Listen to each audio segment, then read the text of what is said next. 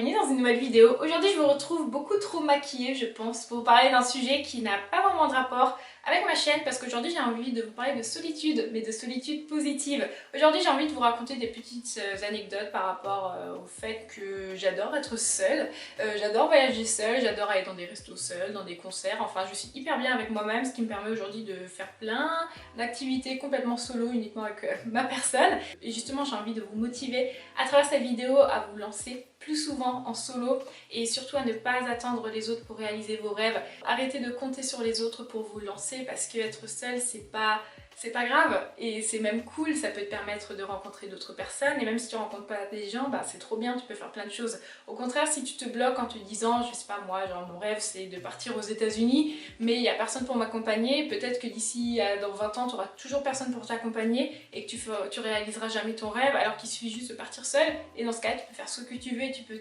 vraiment t'amuser. Alors une des choses que j'ai remarqué lorsque je parle un petit peu de mon expérience en solo, c'est que très souvent les gens ont un petit peu des préjugés par rapport à la solitude et pour beaucoup la solitude est synonyme d'ennui ou la solitude est vraiment liée à un sentiment négatif, ce qui n'est pas nécessairement le cas parce que tu peux être seul et t'amuser tout comme tu peux être accompagné et t'ennuyer. En fait, je pense que ça nous est tous déjà arrivé au moins une fois de voir dans un restaurant un groupe d'amis où tout le monde est sur son portable, il n'y a personne qui se parle pendant la soirée. Et ben pour moi ça c'est de la solitude. Alors qu'une personne qui va faire son voyage en solo, qui va s'éclater toute seule, ça n'est carrément pas comparable avec un groupe où personne ne communique par exemple. Après je sais que pour accepter d'être seule, il faut aussi s'accepter soi-même et ça c'est un petit peu plus compliqué. Je pense très certainement que j'ai passé peut-être la moitié de ma vie à ne pas m'aimer ou du moins à ne pas apprécier mon corps et vraiment avoir des soucis de confiance en moi.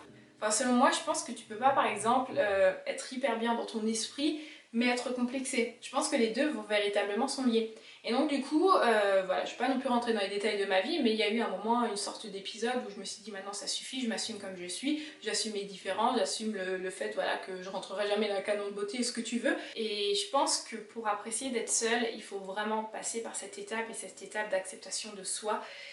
Et accepter le fait qu'on ne plaira pas à tout le monde. En fait, peu importe qui tu es, peu importe ce à quoi tu ressembles, tu ne plairas jamais à tout le monde. Et à partir du moment où tu as pris conscience de ça, tu te dis bon bah ok, je plairai pas à tout le monde, bah c'est pas grave, mais en attendant il y aura quand même des gens qui m'aimeront comme je suis. Et lorsque tu es bien avec toi, bah, tu peux te permettre de faire tellement de choses. Et du coup, à partir du moment où voilà, effectivement, j'ai pris confiance en moi, je me suis dit maintenant j'ai plus besoin des autres pour me sentir bien, donc je peux également commencer à faire des choses complètement seule. Et du coup, une des premières étapes, ça aurait été de partir en voyage toute seule. Alors mon tout premier voyage solo, c'était à Barcelone.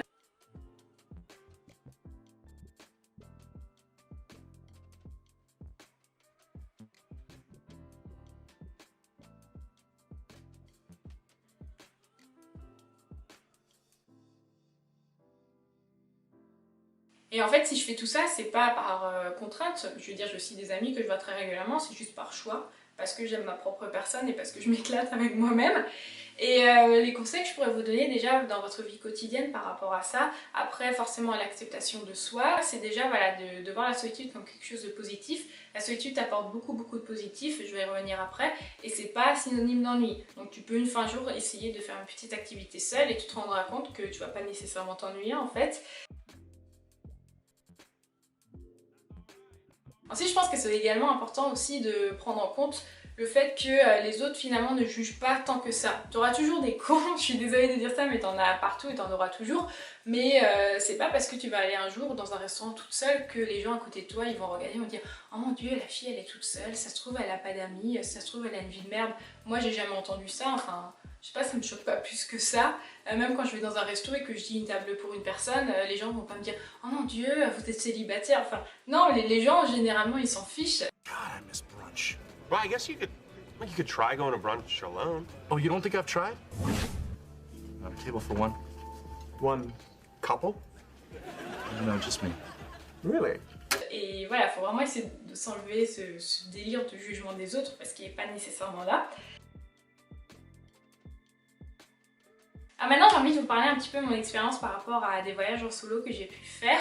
Je vais vous parler cette fois-ci voilà, des voyages que j'ai pu faire dans des grandes villes. Je suis en train de réfléchir mais je crois que dans tous les voyages confondus avec amis ou sans amis que j'ai pu faire, j'étais toujours dans des grandes villes. Je pense que c'est très certainement différent si tu vas peut-être dans des contrées un petit peu plus enfoncées ou peut-être un petit peu dans des campagnes. Dans ce cas-là, il y a peut-être très certainement d'autres recommandations à prendre. Moi, je vais vous parler vraiment voilà, de voyages dans des métropoles. Donc, moi, je vous parle vraiment que de mon expérience. Alors, la première chose qui peut faire peur, effectivement, lorsqu'on veut voyager en solo, c'est l'ennui. Alors, comme je vous l'ai dit avant, l'ennui ne se caractérise pas nécessairement par un ennui physique. Et pour ça, je vais vous raconter 2-3 anecdotes. Moi, je me souviens d'une soirée il n'y a pas tellement longtemps, genre tiens d'ailleurs, il y a vraiment pas longtemps, c'était l'année dernière, où je me suis jamais sentie aussi seule de toute ma vie. Alors effectivement, oui, on était un petit groupe de personnes, mais je me suis sentie seule comme jamais. Je vous explique le truc, je suis arrivée à la soirée, personne ne m'a posé des questions, personne n'est venu me parler, et donc moi, super gentille, je posais des questions aux personnes pour essayer un petit peu de m'incruster, et j'étais là en mode, bon bah tu fais quoi comme boulot dans la vie? La personne me répond, et je lui dis, ah ok, ça te plaît? Ouais. J'étais en mode, mais y a moyen que la personne elle me dit, et toi? Enfin, pour qu'on ait une conversation. Donc là je me disais, bon, ça fait longtemps que vous êtes dans cette maison, 6 mois. Et t'habites loin de ton boulot? Oh, ça me prend 15 minutes. Et c'est là, dans ces genres de moments, tu dis, bon, bah là je me sens seule. Et ça les gars, c'est la vraie solitude. La solitude, c'est pas être seule dans un petit café trop mignon en train d'écrire des trucs dans ton sketchbook. Ça, c'est pas la solitude. La solitude, c'est d'être dans un lieu où personne ne te calcule, où t'as juste envie de te barrer. Sinon, une autre histoire qui m'était aussi arrivée justement par rapport à cette idée de solitude, lorsque j'étais à Melbourne, j'étais sur un groupe Facebook. On va y revenir après, mais généralement quand tu pars à l'étranger, t'as plein de groupes Facebook où tu peux rencontrer des gens et tout. Et j'étais sur un groupe et il y avait une Allemande qui avait laissé une annonce pour dire ce week-end je pars au Grand Pions, qui est un parc national près de Melbourne, et j'ai 4 places de libre dans ma voiture si quelqu'un a envie de venir. Donc du coup, je lui ai envoyé un message en me disant ouais, moi je serais intéressée et tout. Et finalement, au dernier moment, je me suis désistée et je lui ai dit bon, moi finalement je peux pas venir et tout. Et quelques jours plus tard, elle m'avait envoyé un message en me disant écoute, salut, je suis de passage sur Melbourne, je connais personne, si ça te dit, on peut aller boire un verre. Je dis bah ouais, carrément, ça me dit bien. Donc on s'est donné rendez-vous dans un centre commercial. J'arrive, on échange nos prénoms, ça va. Et la nana a parlé que d'elle. Genre, elle a parlé que d'elle pendant 1 heure. Elle arrêtait pas, elle arrêtait pas, elle arrêtait pas. Et moi, j'étais là en mode, qu'est-ce que je fais sérieusement?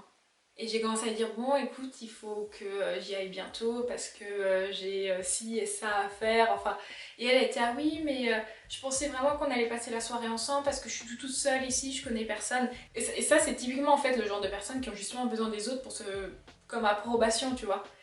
Et du coup, moi j'étais là en mode, punaise, la soirée va être longue, tu vois. Et donc on s'était assis parce que dans le centre commercial, t'avais un food court, je crois que ça s'appelle, à des endroits où t'as plein de choses à manger. Et je m'assois avec elle, et là, les gars, vous savez ce qu'elle fait? Elle sort son téléphone et elle passe un appel pendant 45 minutes. Et moi j'étais là en mode, qu'est-ce que je fais? Est-ce que je pars? Je peux pas partir et tout. Et ça les gars, ça c'est la vraie solitude. Donc tout ça pour dire que tu peux autant t'ennuyer en étant entouré, que tu peux autant t'amuser en étant seul. Et voilà, vraiment ne pensez pas que la solitude c'est synonyme d'ennui. Ensuite, une autre chose qui est vraiment cool lorsque tu es seul, c'est que tu vas aller plus naturellement vers les autres. Moi j'ai remarqué qu'en Australie j'ai rencontré tellement de gens. Alors ça aussi j'avais beaucoup de questions lors de mon voyage en Australie où les gens me disaient mais t'avais pas peur de partir seule, t'avais pas peur de justement de pas rencontrer des gens. Mais j'ai rencontré tellement de gens, vous n'arrivez pas à imaginer, je crois vraiment qu'il n'y avait pas un jour sans que je rencontre quelqu'un. Et justement parce que tu vas aller plus naturellement vers les autres. Après je peux complètement comprendre qu'il y a des personnes qui soient vraiment introverties et puis pour elles c'est hors de question d'aller vers les autres.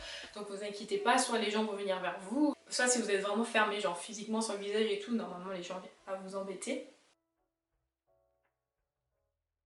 Ensuite, au niveau des autres choses qu'on a tendance à me dire lorsque je dis que j'aime bien voyager seule, c'est que très souvent on me dit mais t'as pas peur de te perdre?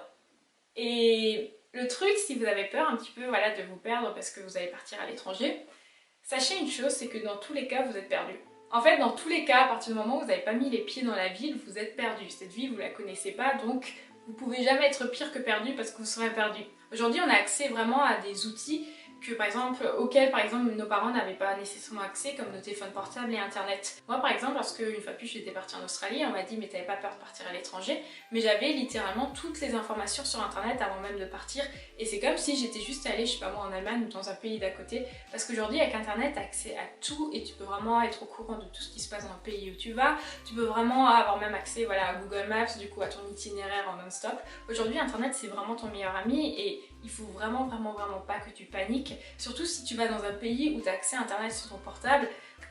Franchement t'as pas de chance de te perdre et t'as pas de chance qu'il t'arrive des trucs négatifs, donc vraiment panique pas par rapport à ça. Ensuite, un autre conseil aussi que je peux vous donner, si ça te panique vraiment de partir tout seul, essaye de bien t'organiser en amont, donc tu prépares ton petit planning, comme ça te permet quand même d'avoir des repères, sans trop t'organiser non plus, parce qu'il faut quand même laisser de la place à l'imprévu et c'est ce qui va rendre tes vacances trop chouettes.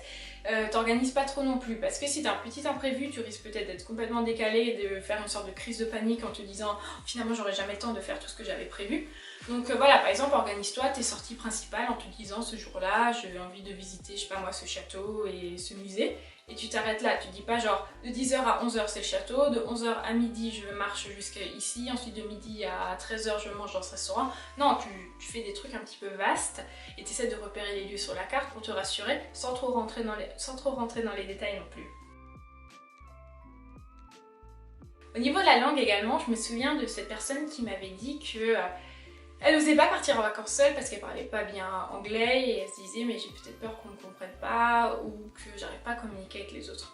Pour avoir rencontré je sais pas combien de nationalités différentes au cours des dernières années, je me suis rendu compte qu'il y a une sorte de langage universel qui se crée lorsque tu as vraiment envie de communiquer. Et en fait, peu importe ton niveau d'anglais, peu importe ton niveau, je sais pas, dans n'importe quelle langue, tu arriveras toujours à te faire comprendre et tu pourras toujours passer des bons moments avec des personnes même si vous ne parlez pas la même langue.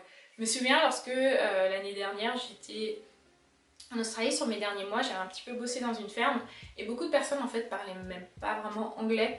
Et pourtant tu vois j'ai quand même des bons souvenirs avec ces personnes parce qu'on a essayé de faire des choses qui sont universelles comme des jeux de cartes par exemple en soirée ou t'écoutes de la musique, enfin t'as 40 millions de façons de communiquer avec une personne et de transmettre ta bonne humeur qui sont pas nécessairement des mots. Je me souviens on m'avait cuisiné des petits plats, enfin il y a vraiment plein de façons honnêtement de communiquer autre que par le langage et il faut pas que tu paniques par rapport à ça.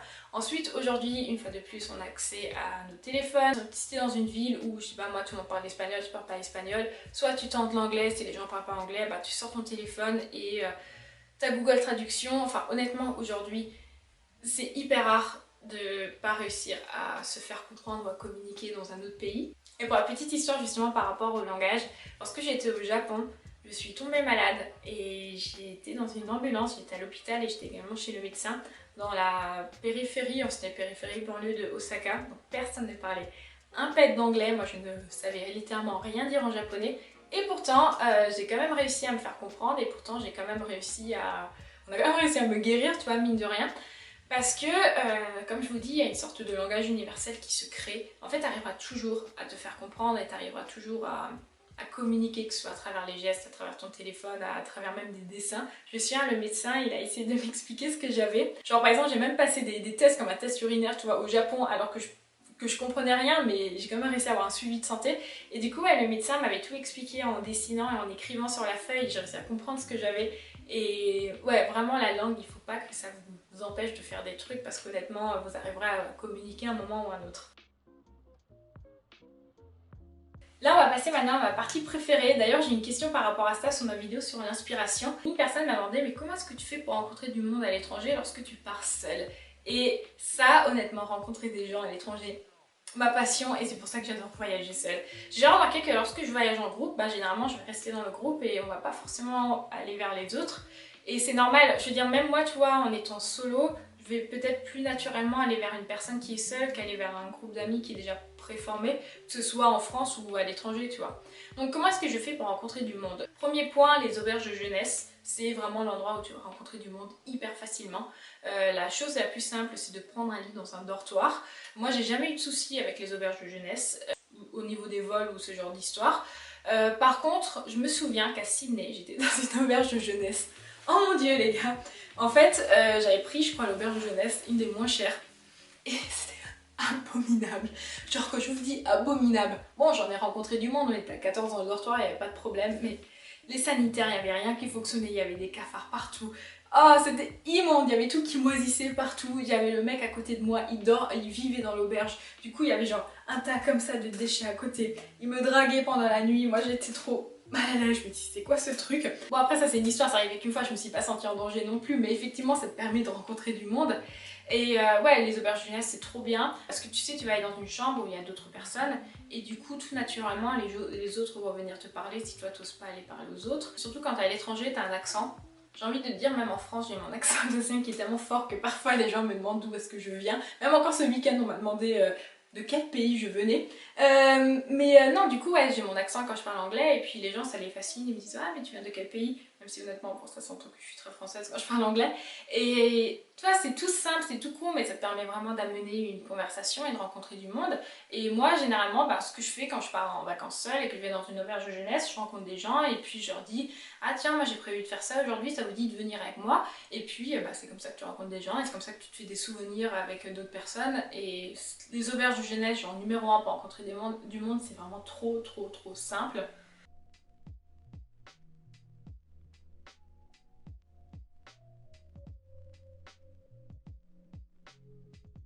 Ensuite, tu as tout ce qui est groupe Facebook également. Moi, pour mon expérience, lorsque j'étais en Australie, j'étais sur des groupes clichés, genre les Français en Australie, Backpackers in Australia, ce genre de choses et tout.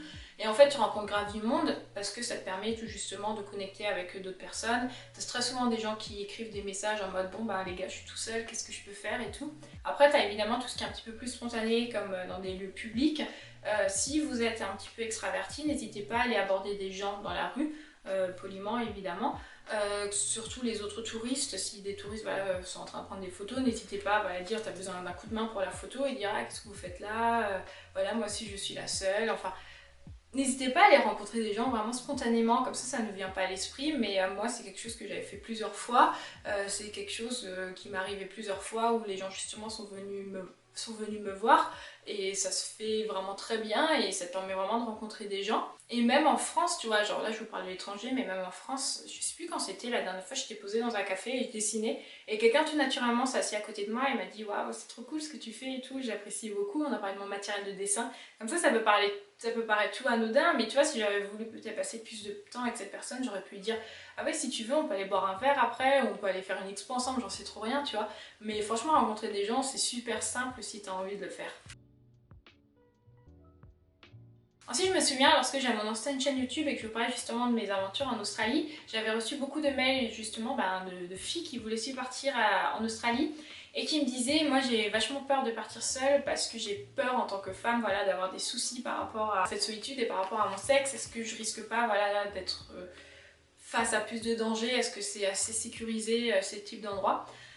Du coup là évidemment je vous parle des endroits où je suis partie dans des grandes métropoles.